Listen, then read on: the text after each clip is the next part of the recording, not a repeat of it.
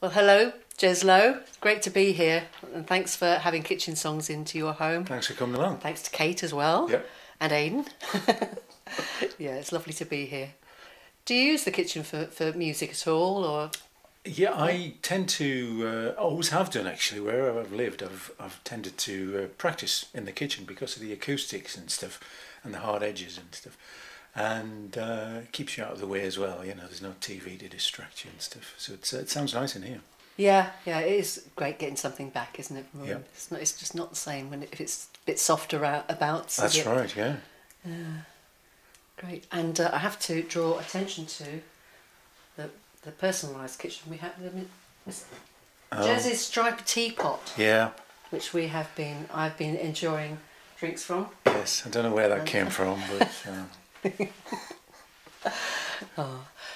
Can I ask you about your early influences and inspirations as a songwriter?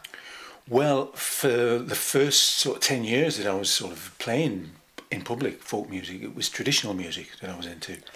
And I was not really into the singer-songwriter thing. I'm a big Bob Dylan fan.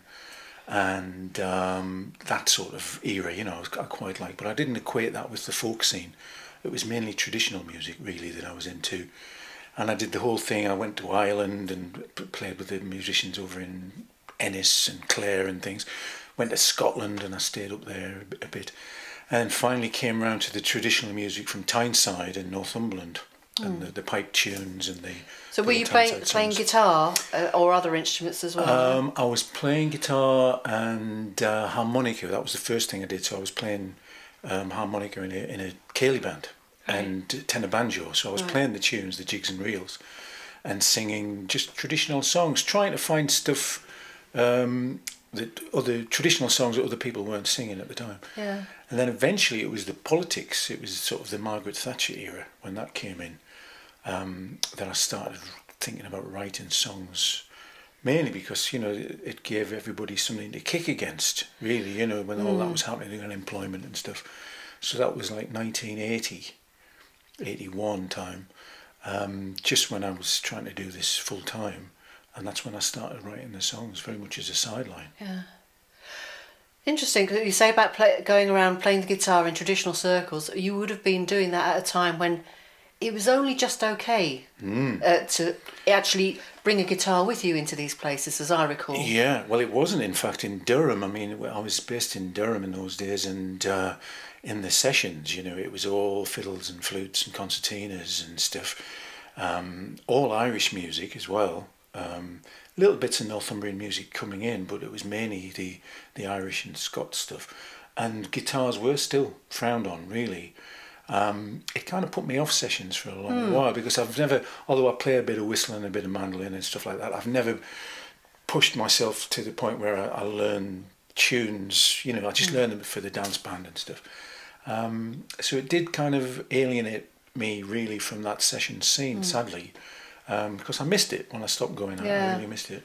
But those years do explain a lot about how easily your songs sit within the tradition and where your inspiration for a lot of the tunes may come from. Yeah, certainly, yeah. Because in Tyneside there was very much a living tradition of songwriters, you know, going right back sort of thing. So I was able to latch on to that quite easily, really. But I haven't come across this actually, talking to other people, really. It's been much more the revival that people have sort of launched from, really. Yeah, well, it kind of is the revival, but I think, you know how like in Ireland and in Scotland the traditional music is just carried on through the generations over the years to the present time. Well, I think uniquely in England, Tyneside is exactly the same.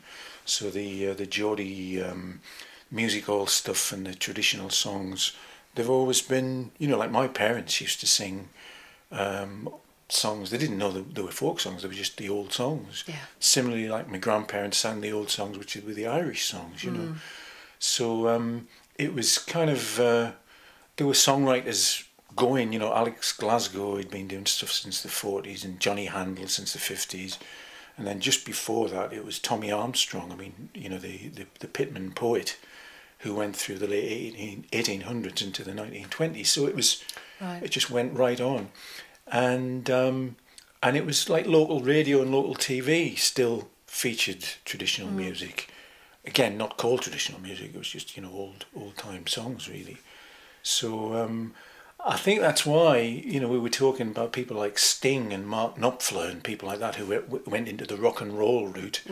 But they've all come back to having fiddles and Northumbrian bagpipes in their music. Yes. Because it's kind of ingrained in you in Tyneside and in Durham, the same way as it is in Ireland and in Irish families, I think. Yeah. That's how it seems. That's great. In terms of your the subjects that you write about, we've just done the Miami today, which I found I was very drawn to that song because I remember those events very strongly. From it choked me up just to sort of go back to visit that place again. Do you think that part of the your purpose in writing some of these songs of that nature is a kind of a therapy in that way for people, or is it? Certainly, more, yeah. I think it is certainly because I do a lot of stuff about the northeast. You know, the decline of the in heavy industry up there, the mines and the shipyards and stuff like that. And I hope it's never seen as just me saying, you know, these were the good old days and they've gone. It's not that at all. It is a sort of but it has been a cathartic thing. I've seen, you know, that the people who come to the gigs and talk to me about it, that they do see it as a therapeutic thing. You know, that somebody is acknowledging it, you know, because the coal mines, you can sing all day about, you know, the closing of the coal mines, but it was a terrible way of life that they had to lead, to work in the coal mines. So it's a kind of always a double-edged sword, you know. Really, we should be glad they don't have to do it anymore. But of course, it's the communities that have been decimated by the closing of the mines. That's what I'm singing about. Yeah, and if you can actually really connect seriously with the feelings involved. Yeah. I mean, I find that the song at the line at the end of the Judas Bus, for example, shocking but moving in that way. I hope you die of shame.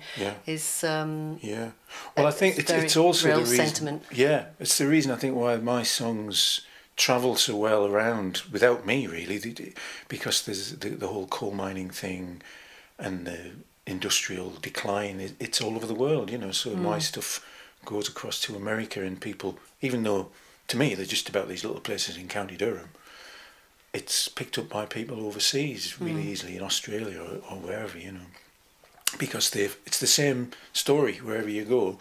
And if people, you know, they're looking for songs like mine, not just mine, lots of other songs as well. What would your very first musical memory be? Well, a very early on, actually, we didn't. My parents didn't play music, but my dad had a big record collection.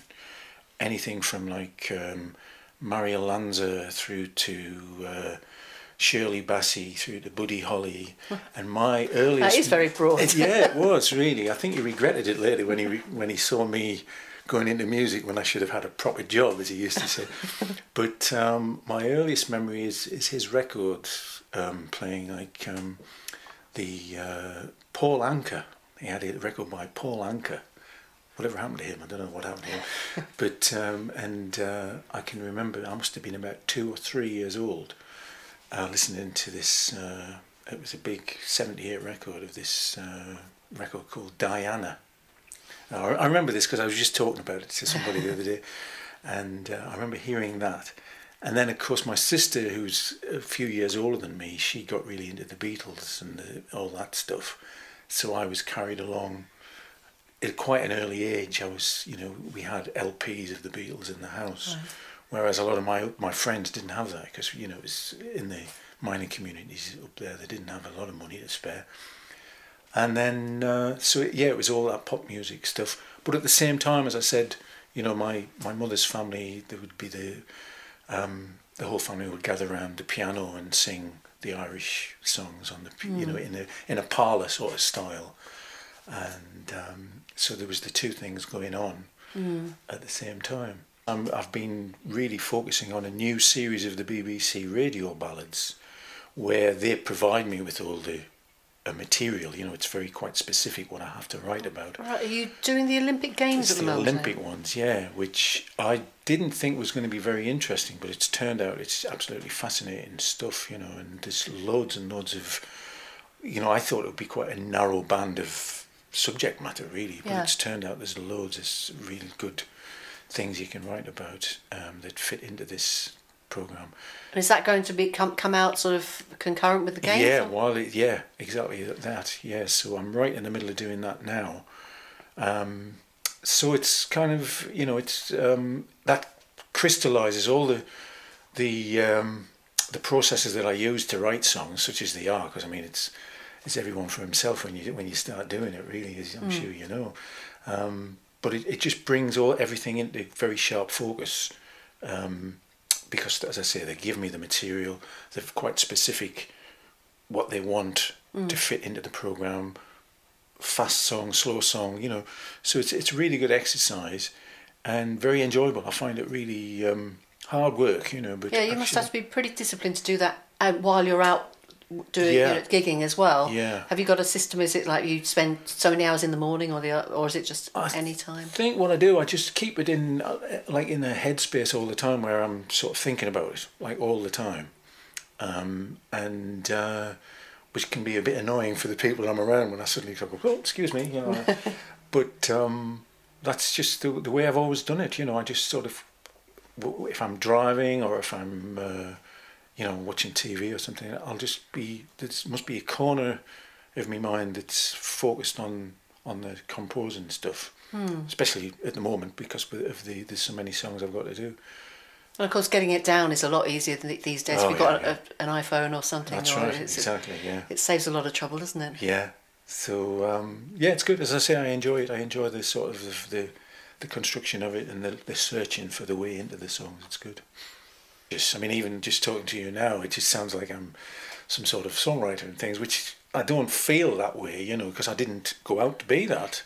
You know, it's just... But you are, that's what you are, you see. That's what I've become, I guess, yeah, but I don't want to sound like... It's funny. I've been meaning to ask somebody this question, and it relates to that.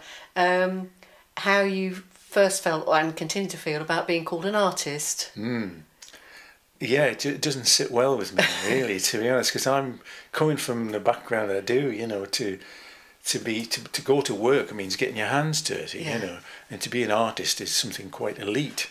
Yeah. And I fall between the cracks of both worlds, really. You know, I don't feel like an artist, but obviously I'm not, you know, like my dad worked in the pits and stuff like that, so I'm not there. So it's a kind of, it's finding your little sort of nook, you know, where you actually fit in is not always easy. Yeah, just saying, oh well, sort of then. Yeah, sort of, yeah. So you're going back out on the road very soon. Is that with the Bad Pennies? Is it Kate and Andy and David going with you on this? Yeah, it's mainly solo stuff, really, but I'm with the Bad Pennies throughout June. It's just not easy these days to keep four of us going on the road financially and everything else, as you know, I'm sure. Yes. And so we've kind of cut back on that a little bit. But they're just so much fun to work with. I would really miss it if I didn't have them now and again, you know. A great musical unit as well. Yeah, well, it's just you know, it's really great for me to get people as good as them to focus on my material. You know, it's always been the case with the Bad Pennies, all the different lineups. They've always been really good players, and it's a real thrill for me to have them sort of doing my stuff. It must be one of the longest lived bands on the scene, actually, thinking about it. Yeah, because 22 years we've been going. I think that's 22 years. Lots of different lineups in the meantime. Nevertheless. Yeah. But I just enjoy it. It's sometimes, you know, other times it's better than others, but it's just I would miss it if I didn't have it. Oh. Well, Jez Lowe, thank you very much once again for having us in, and all the best with everything in the future. And I'll see you at some festival soon, I hope. Yep. Yeah. Thanks, mate. Take care.